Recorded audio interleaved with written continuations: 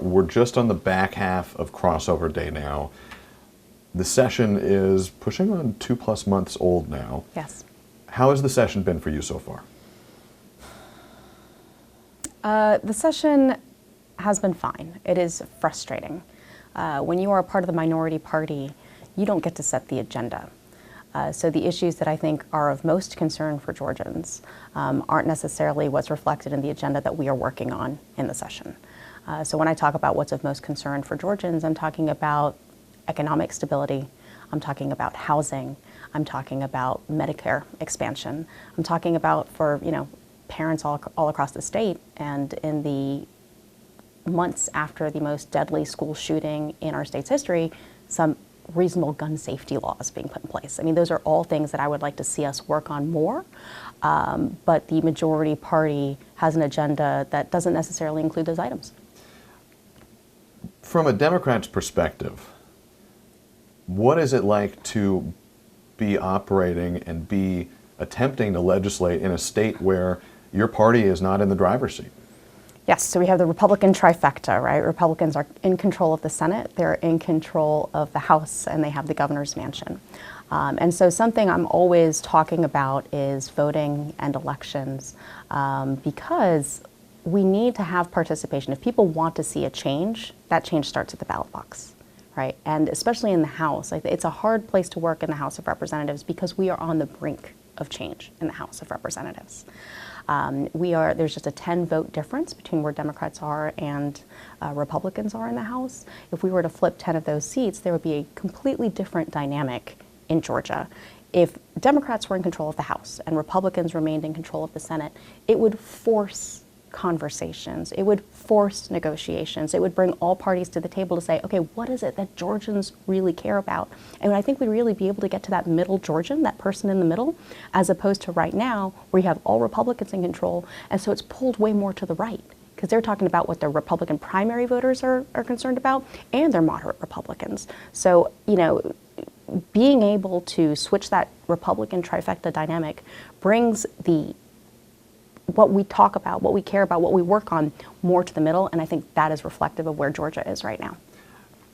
You're teeing up a conversation I wanted to have with you, and it's happening at the national level as well with the National Democratic Party. There is this real post-2024 election conversation about what is the path forward, who are we as a party, how do we regain power and control so we can legislate on our terms. Those are conversations that are happening at the state level, too. Mm-hmm. When you look at the state of politics in Georgia and the state of the Democratic Party, what is the path to greater power in the state for the Democrats right now? I think we have to lead, full stop, and we have to lead with conviction. So what are our values? What do we offer? How do we differentiate ourselves from the party that is in charge right now? Those are the propositions that we have to be bringing to the voters. And I think it's very important to make the connections for folks that what is happening in Washington is not divorced from what is happening in Georgia. So I'll give you an example. I have a lot of folks in my district who work in federal government and who specifically work at the Centers for Disease Control and Prevention. Many of those people were affected by the DOGE federal level layoffs or risk of layoff. And it has caused chaos and panic within this community, within my community. And something I want to make very clear is that when the federal government is talking about government efficiency, the way it is playing out here in Georgia is not about government efficiency at all. It's about destroying government. It's about panic, confusion, as I said. And so just because you have this nice moniker, government efficiency, doesn't mean that that's actually what's happening on the ground, and it doesn't mean that's actually the intention of what's happening. But for me, it's very important to draw the connection between what is happening in Washington, what is happening in Georgia, and pointing out to Georgians that our Republican leadership is not only allowing this to happen, they're welcoming this, right? They have been in support of the Trump administration. Brian Kemp has called what is happening with the CDC and other federal employment right-sizing, which I think is a very offensive way of phrasing it when you have these public servants who have literally been working decades to take much lower salary than they would in the private sector because they have a genuine concern for public health. These are healthcare heroes. These are the people that stop these food outbreaks from killing Georgians, right? Listeria outbreaks, that type of thing. They're the people that keep measles at bay. These are the people that put a stop on polio. So these are people who, when they're very good at their job, you don't even realize that they are good at their job because they have prevented catastrophe from happening. And for Governor Kemp and for others in Republican leadership not to push back on what is happening to Georgians right now, I think that's a dereliction of duty. Do you think Democrats are making their case as effectively as they could? And I ask that because when I asked you earlier, you said you got to lead, and you got to lead with conviction. Mm-hmm. There was a new NBC News poll that was published on Sunday, and it showed that just 27% of registered voters say they have a positive view of the Democratic Party, and that's the lowest figure that NBC News has recorded in that question since their polling started in the 1990s. Are Democrats making their message heard to potential voters? Well, obviously we can do better. And I think it's about, here in Georgia, Georgia's a very unique voter environment, right? I mean, we've gone from blue to red to purple now. So when we as Democrats are talking to Georgians, we need to have a Georgia-specific message. What works nationally and what works in Washington isn't necessarily what's going to appeal to the Georgia voter.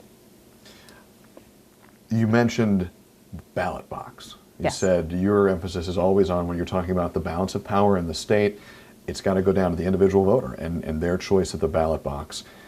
There are big elections coming up in 2026, Yes. including an open governor's mansion.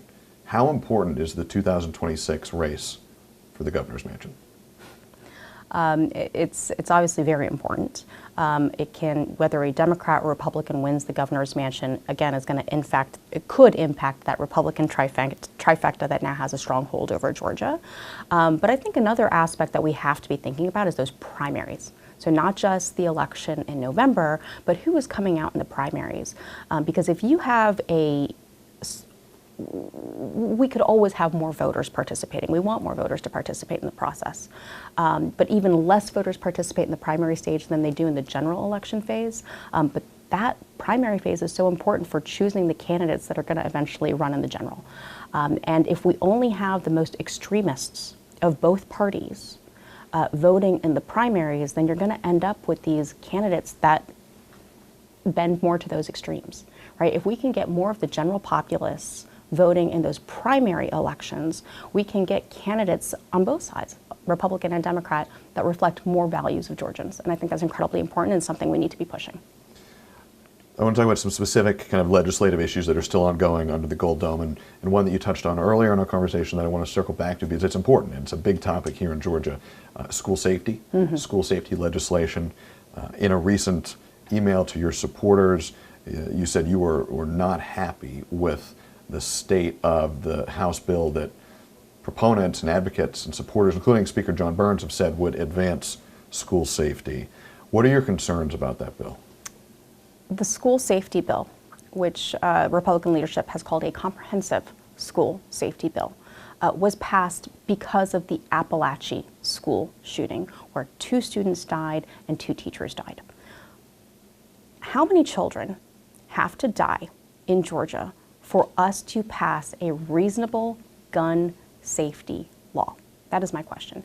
In that comprehensive school safety bill that we did pass, it dealt with other issues. It dealt with mental health. It dealt with registering students that made threats, and that's fine, right? I'm not saying there's only one approach to school safety, but for them not to even include the word gun in that bill, they are putting their heads in the sand. You want to see some restrictions on the ability to access firearms in some circumstances. I think there is a lot of room for common sense regulations on guns, right? One thing that Democrats have been pushing for the last several years is pediatric safe storage. So it's a very simple proposition.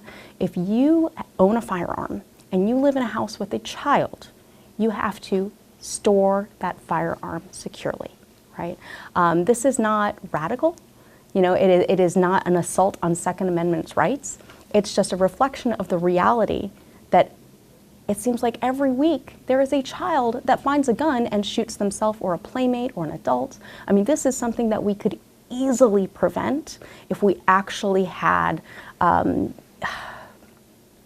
strength to stand up to the gun lobby and say this is what needs to happen because children's lives are at stake. In the days after the Appalachia shooting, we held a press conference at the Capitol.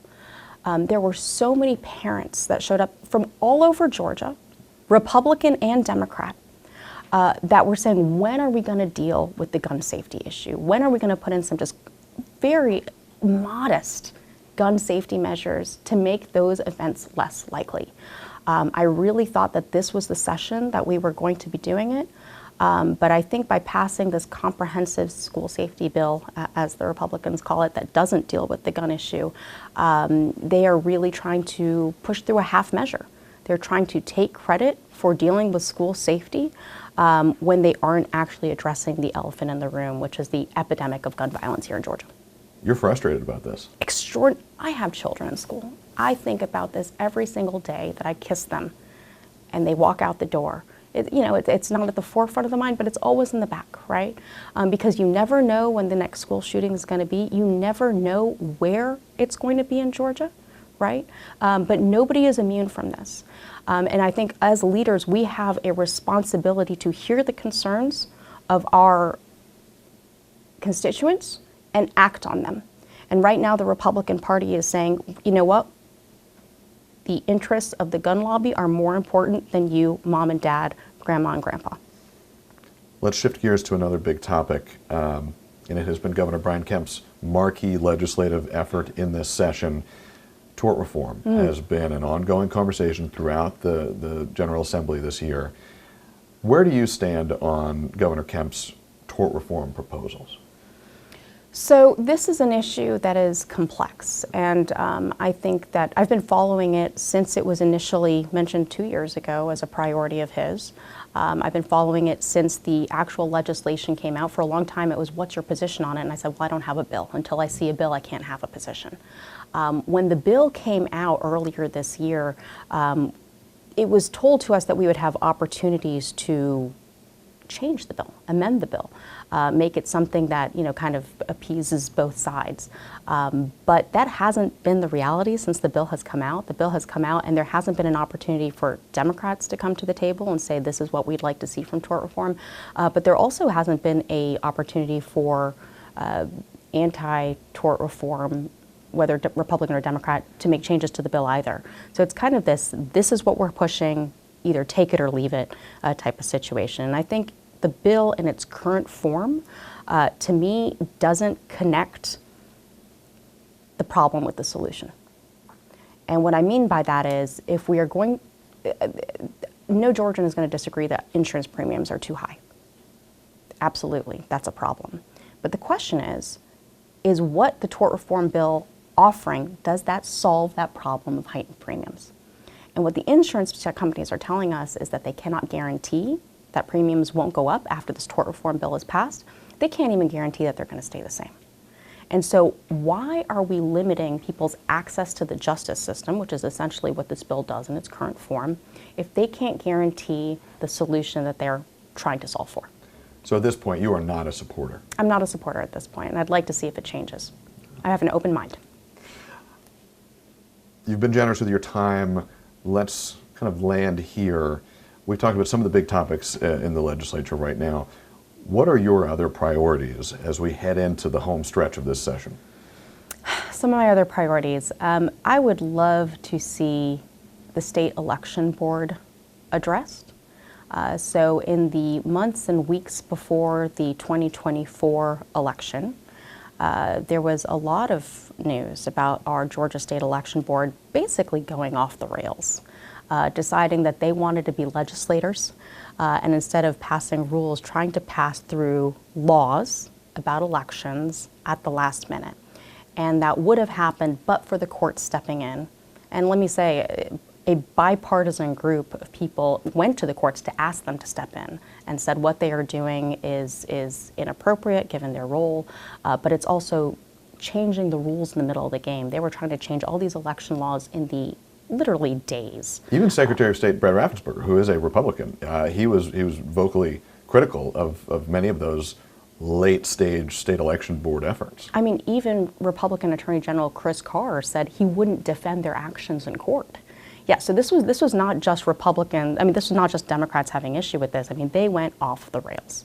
And there are things that we could do now in this legislative session to kind of put some guardrails in place so that something like that doesn't happen again. So that is something that we've been pushing. I had some legislation to that effect. It has now been adopted by some of my Republican colleagues. And so I'd like to see that go past the finish line. It always feels like an election year in Georgia. We're talking about 2024. We're looking ahead to 2026.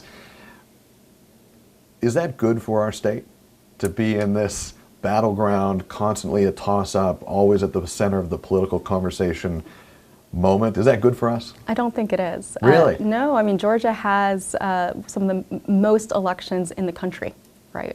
We have runoffs after the primaries and after the general elections, which no other state has. We have them on off years and on years. So yes, we constantly feel like we're in an election cycle because we basically are constantly in an election cycle. And I think, people tune out.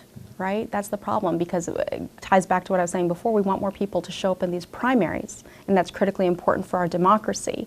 But when you're constantly being told, there's an election here and pay attention there, eventually just put up your hands and say, okay, look, I'll focus on the presidential every 4 years, but the rest I don't have time for. So I do think we need to find ways to focus people's attention and make the process easier for them.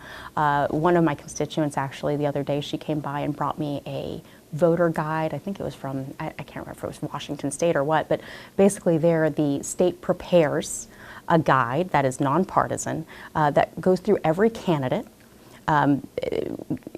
pros, cons of every candidate. Maybe it's interviews by the candidate so you can see what their position is on all the things that are important. It lists all the referendums so you can study them in advance. And they basically send that research to each and every voter so that they feel prepared when they go to the polls about how they're going to vote. I'd love to see something like that implemented here in Georgia, just to assist Georgians where we can through the voting process. I think that's a good place to end us. Representative Draper, thank you very much. Thank you so much. I enjoyed this.